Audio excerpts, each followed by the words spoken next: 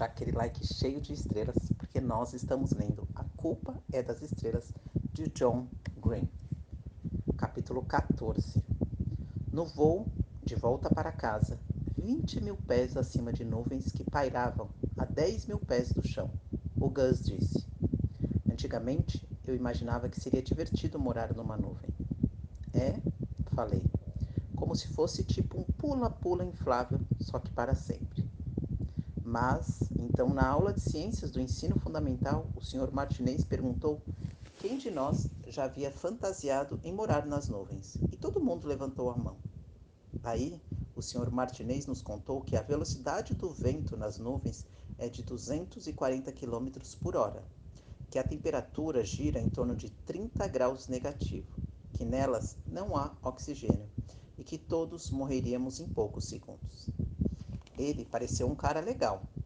Só digo uma coisa, ele era especialista em arruinar sonhos, Hazel Grace. Você acha que os vulcões são incríveis?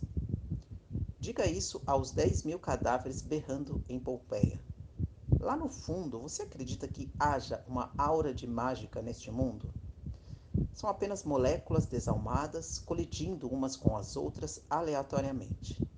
Você se preocupa com quem vai cuidar de você se seus pais morrerem? Pois deveria mesmo, porque eles virarão comida de verme na completude do tempo. A ignorância é uma bênção, falei. Uma comissária de bordo cruzava o corredor empurrando o carrinho de bebidas, sussurrando: Bebida, bebida, bebida, bebida. O Gus inclinou o corpo por cima de mim e levantou a mão. Será que você poderia nos servir champanhe? Você tem 21 anos? Ela perguntou, meio desconfiada. Ajeitei o catéter no nariz de um jeito que ela visse. A comissária sorriu e então olhou para minha mãe, que dormia. Ela não vai achar ruim? Nem um pouquinho, respondi. Então, ela serviu um pouco de champanhe em 2 copos de plásticos, privilégios do câncer. O Gus e eu fizemos um brinde. A você, ele disse. A você, falei, encostando meu copo no dele. Tomamos um gole, estrelas não tão perceptíveis quando comparadas às que tomamos no Orange, mas ainda assim boas o bastante para serem apreciadas. Sabe, o Gus disse para mim, tudo o que o Van Hout falou era verdade. Talvez, mas ele não precisava ter sido um idiota tão completo.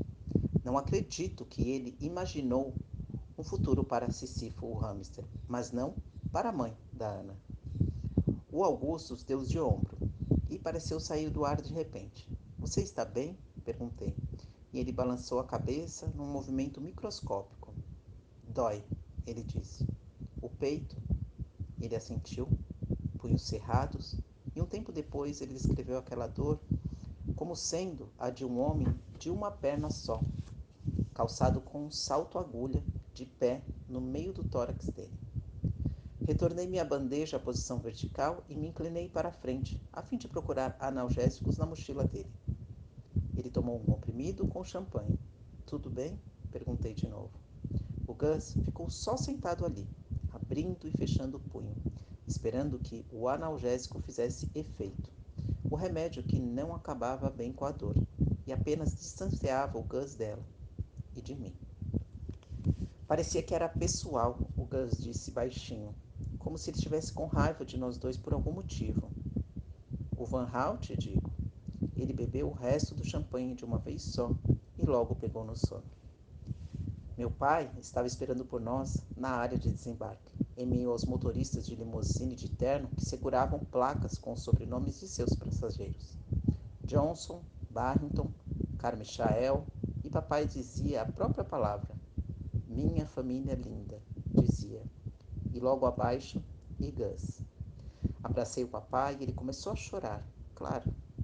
Na volta de carro para casa, o Gus e eu lhe contamos as histórias de Amsterdã, mas só depois que eu já estava em casa, conectada ao Felipe, assistindo aos bons e velhos programas de televisão norte-americanos com o papai e comendo pizza norte-americano com guardanapos no colo, foi que contei a ele do Gus. Gus teve uma recorrência, falei. Eu sei, ele disse. Chegou mais perto de mim e acrescentou. A mãe dele nos contou antes da viagem. Eu sinto muito por ele ter escondido isso de você. Eu sinto muito, Hazel. E não disse mais nada por um bom tempo. O programa que estávamos vendo era sobre pessoas que tentam escolher que casa vão comprar. Eu li o Uma Aflição Imperial enquanto vocês estavam viajando, o papai disse. Virei a cabeça na direção dele. Ai, que legal! E o que achou? Achei bom. Um pouco demais para minha cabeça. Eu me formei em bioquímica, se você bem se lembra, não em literatura. Realmente acho que a história deveria ter tido um fim. É, falei. Essa é uma reclamação recorrente. Além do mais, o livro era um pouco pessimista, ele disse, um pouco derrotista. Se com derrotista você quer dizer honesto, então concordo com você. Não acho que o derrotismo tenha a ver com honestidade, o papai retrucou. Eu me recuso a aceitar isso. Então tudo acontece por uma razão, e nós todos vamos viver nas nuvens e tocar harpa e morar em mansões celestiais? E ele sorriu. E me envolveu com seu braço comprido e me puxou mais para perto, dando um beijo na lateral da minha cabeça. Não sei no que eu acredito, Rasa. Eu achava que ser adulto significava saber em que você acredita, mas não tem sido bem assim para mim. É, falei. Tudo bem. E ele me disse de novo que sentia muito pelo Gus. E nós continuamos a ver o programa. As pessoas escolheram uma casa, o papai com o braço ainda em volta de mim e eu meio que comecei a pegar no sono. Mas eu não queria dormir ainda. Então papai disse: Você sabe em que eu acredito? Eu me lembro de quando estava na faculdade, durante uma aula de matemática realmente fantástica, dada por uma professora idosa e baixinha. Ela falava das transformações rápidas de Fourier, mas parou no meio de uma frase e disse: Às vezes parece que o universo quer ser notado. E é nisso que eu acredito. Acredito que o universo quer ser notado. Acho que o universo é questionavelmente tendencioso para a consciência, que premia a inteligência em parte porque gosta que a sua elegância seja observada. E quem sou eu, vivendo no meio da história, para dizer ao universo que ele, ou a minha observação dele, é temporária? Você é razoavelmente inteligente, falei depois de um tempo. Você é razoavelmente boa com elogios, ele retrucou. No dia seguinte à tarde, eu fui de carro até a casa do Gus e lanchei sanduíches de manteiga de amendoim e geleia com os pais dele. Contei as histórias de Amsterdã enquanto o Gus cochilava no sofá na sala de estar, onde tínhamos assistido ao V de Vingança. Dava para vê-lo da cozinha, deitado de costas, o rosto virado para o lado, um pique já em ação. Eles estavam atacando um câncer com um novo coquetel. Duas substâncias quimioterápicas e um receptor de proteína, que eles esperavam desligaria o oncogene no câncer do Gus. Ele teve sorte de conseguir participar do experimento, me disseram. Sorte. Eu já conhecia uma daquelas substâncias. Só de ouvir o nome dela fiquei com vontade de vomitar. Depois de um tempo, a mãe do Isaac o levou para visitar o Gus. Oi, Isaac, sou eu, a Hazel do grupo de apoio, e não a sua ex-namorada do mal. A mãe do Isaac o guiou até mim. Eu levantei da cadeira da mesa de jantar e o abracei. O corpo dele levando alguns instantes para me encontrar antes de me abraçar de verdade. Um abraço forte. Como foi lá em Amsterdã? Ele perguntou. Incrível, respondi. Waters? Ele falou. Cadê você, irmão? Ele está tirando um cochilo. Eu disse e minha garganta travou. O Isaac balançou a cabeça. O restante de nós permaneceu sem silêncio. Que droga. O Isaac falou depois de um segundo. A mãe dele o levou até uma cadeira que ela havia puxado e ele se sentou. Eu ainda consigo mandar no seu traseiro cego, no Caltrin Syringe, o Augusto disse, sem se virar para nós. O remédio deixava a fala dele um pouco lenta, mas aquela velocidade equivalia a de uma pessoa normal. Eu tenho quase certeza de que todos os traseiros são cegos, Isaac respondeu, estendendo a mão no ar, sem rumo, procurando a mãe. Ela o segurou, ajudou-o a se levantar e eles andaram juntos até o sofá, onde o Gus e o Isaac deram um abraço meio sem jeito. Como está se sentindo? O Isaac perguntou. Tudo tem gosto de moeda. Fora isso, estou numa montanha russa, que só vai para cima, garoto. O Gus respondeu. O Isaac riu. Como estão seus olhos? Ah, excelentes, ele disse. Quer dizer, o fato de não estarem no meu rosto é o único problema. Maravilha, o Gus falou. Não é que eu queira ser melhor que você, nem nada, mas meu corpo é feito de câncer. Pois é, ouvi dizer, o Isaac falou, tentando não deixar que aquilo o afetasse. Tateou à procura da mão do Gus, mas só achou a coxa dele. Estou tomado, disse o Gus. A mãe do Isaac pegou duas cadeiras e o Isaac e eu nos sentamos perto do Gus. Peguei a mão do Gus e fiquei fazendo carinho no espaço entre o polegar e o indicador em círculos. Os adultos foram todos para o porão, a fim de se lamentar ou coisa do gênero, deixando nós três sozinhos na sala de estar. Depois de um tempo, o Augustus virou a cabeça para nós. O despertar lento. Como está a Mônica? Ele perguntou. Não deu nenhuma notícia, o Isaac respondeu. Nenhum cartão, nenhum e-mail. Eu tenho uma máquina que lê meus e-mails para mim. É muito maneiro. Dá para alterar o tipo de voz, de homem ou de mulher, além do sotaque e tal. Então eu posso tipo mandar um texto pornô e você consegue fazer um velho alemão ler? Exatamente, o Isaac disse. O único problema é que a mamãe ainda precisa me ajudar com a máquina, então talvez seja melhor segurar a onda da pornografia alemã por 1 ou 2 semanas. Ela nem mandou tipo um torpedo para perguntar como está indo? Questionei. Aquilo me pareceu uma injustiça sem precedentes. Silêncio de rádio total, o Isaac disse. Ridículo, falei. Já parei de pensar nisso. Eu não tenho tempo para namoradas. Eu arranjei um emprego de expediente integral, aprendendo a ser cego. O Gus virou de novo a cabeça para o outro lado e ficou olhando pela janela para o terraço no quintal da casa. Seus olhos se fecharam. E o Isaac perguntou como eu estava. Eu respondi que bem. E ele me contou que havia uma garota nova no grupo de apoio, com uma voz bastante sensual, e que ele precisava que eu fosse lá para confirmar se ela era mesmo sensual. Aí do nada, o Augustus disse: Você não pode simplesmente não falar com seu ex-namorado depois de os olhos dele terem sido arrancados do raio do rosto dele. Apenas um dos. Isaac começou. Hazel Grace, você tem $4? O Gus perguntou. Falei. Tenho. Excelente. Você vai encontrar minha perna debaixo da mesa de café, ele falou. O Gus empurrou o corpo para cima, se sentando, e chegou para a beirada do sofá. Entreguei para ele a prótese. Ele a acoplou quase em câmera lenta. Ajudei o Gus a ficar de pé e ofereci o braço ao Isaac. E fui guiando ele na transposição dos móveis, que de repente pareciam estar nos meios do caminho, e percebi que pela primeira vez em vários anos eu era a pessoa mais saudável no ambiente. Eu dirigi. O Augusto foi no banco do carona, o Isaac no banco de trás. Paramos numa loja de conveniência onde, seguindo instruções expressas do Augustus, eu comprei uma dúzia de ovos enquanto N e o Isaac esperavam no carro. Então, o Isaac nos guiou, usando a memória, até a casa da Mônica. Uma casa de 2 andares, excessivamente estéril, perto do centro da comunidade judaica.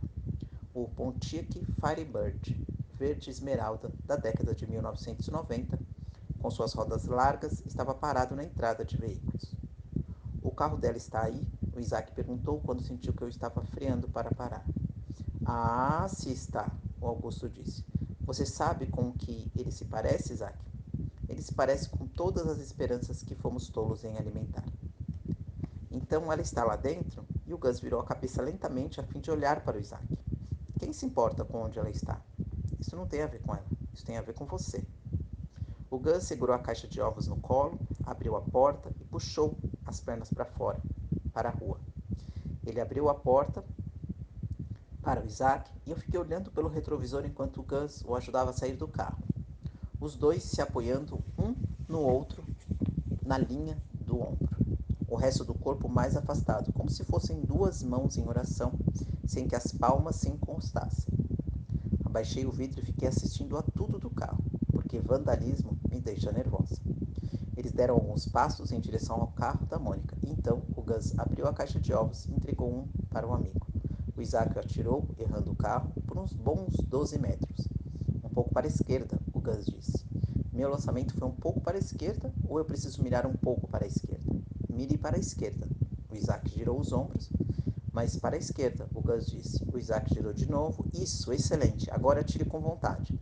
O Gus deu a ele outro ovo, que o Isaac atirou, fazendo um arco sobre o carro e se estraçalhando no telhado em declive da casa. No alvo, Gus disse. Sério?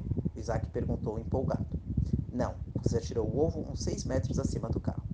Atirei com vontade, só que mais para baixo. E um pouco mais à direita de onde você estava da última vez. O Isaac esticou a mão e pegou sozinho um ovo da caixa que o Gus segurava. Ele o atirou, acertando a lanterna traseira. Isso, o Gus disse. Isso, lanterna. O Isaac pegou outro ovo, errou um bocado para a direita, depois outro, errando para baixo, e então mais um, acertando o para-brisa traseiro. E aí emplacou 3 ovos seguidos na mala do carro. Hazel Grace, o Gus gritou para trás. Tire uma foto para que o Isaac possa ver isso quando inventarem olhos robóticos. Ergui o corpo e me sentei na janela, com o vidro abaixado, meus cotovelos no teto do carro, e eu tirei uma foto com o celular. O Augustus, um cigarro apagado na boca, seu sorriso deliciosamente torto, segurando a caixa de ovos cor-de-rosa, basicamente vazia no alto da cabeça. Seu outro braço nos ombros do Isaac, cujos óculos escuros não estão exatamente virados para a câmera. Atrás deles, gemas de ovo escorrem pelo para-brisa e pelo para-choque do Firebird verde. E atrás de tudo, uma porta que se abre. O que? Perguntou a mulher de meia idade, um segundo depois de eu tirar a foto. Em nome de Jesus. Então, parou de falar. Senhora, o Augusto disse, balançando a cabeça e olhando para ela. O carro da sua filha acabou de ser merecidamente coberto de ovos por um cego.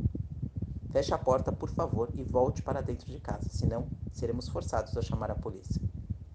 Depois de hesitar por alguns instantes, a mãe da Mônica fechou a porta e desapareceu. O Isaac atirou os últimos 3 ovos, um atrás do outro, e o Gus o guiou de volta ao carro. Viu, Isaac?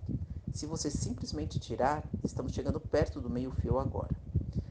Dê-lhes a sensação de legitimidade. Se você inverter as coisas para que achem que são eles que estão cometendo um crime, só de ver. Só mais alguns passos. Com os carros sendo cobertos de ovos, eles ficarão confusos, assustados e com medo, e simplesmente voltarão. A maçaneta da porta está bem à sua frente. A vida tediosa deles.